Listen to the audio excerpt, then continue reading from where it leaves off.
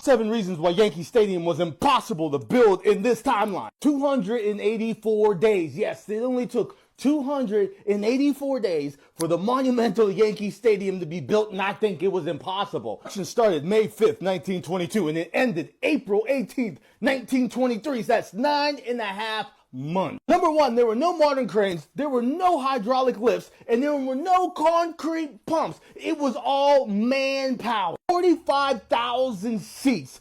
The concrete and the steel alone would have took years to complete in 1922. Put it in perspective, that's 60,000 tons of concrete that was just moved by wheelbarrow.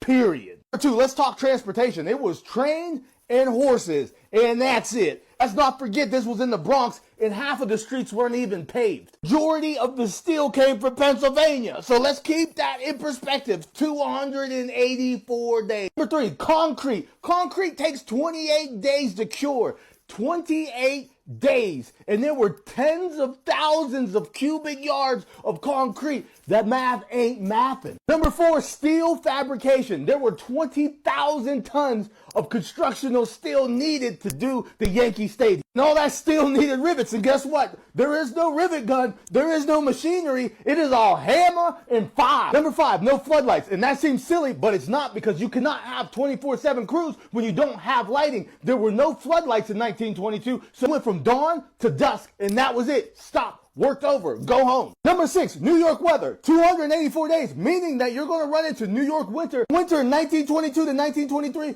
hit below 32 degrees. You can't work in there because they didn't have a heating system there. They barely had hot water and tents. It's impossible. And number 7, it was just humans. It was just blueprints. There was no emails. There was no copying machine. That means people had to hand blueprints from hand to hand. So do you think in 284 days, without no hiccups, without no delays, 3-tiered stadium ever to be built in New York City, half paved in the Bronx?